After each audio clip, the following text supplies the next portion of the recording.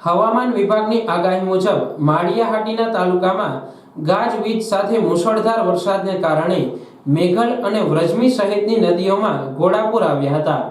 વ્રજમી નદીમાં ઘોડાપૂર આવતા વડિયા ગામના કોઝવે ઉપર પાણી ફરી વળ્યા હતા, જેથી માળિયાહાટીનાથી પાણકવા ગામ સહિત ગીર વિસ્તારમાં જતો રસ્તો બંધ થઈ ગયો હતો, જેને ધ્યાને લઈ તંત્રએ તકેદારીના ભાગરૂપે કોઝવે ઉપર કોઈ વાહન પસાર ન થાય અને જાનહાનિ ન થાય તે માટે પોલીસ બંદોબસ્ત ગોઠવી દીધો હતો।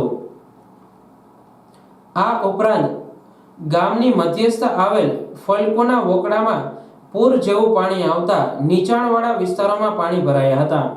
સરકારી હાઈસ્કૂલના ગ્રાઉન્ડમાં સ્ટેશન પ્લોટ પટેલ સમાજ માધવનગર પુનાપરા જલારામ મિલ રેલવે સ્ટેશન રોડ પર પાણી ફરી વળ્યા હતા। બાળકોનું ગાર્ડન તળાવ બની ગયું હતું। 3 કલાકમાં કુલ 109 મીમી વરસાદ ખાબકતા સિઝનનો કુલ 1013 મીમી વરસાદ નોંધાયો છે।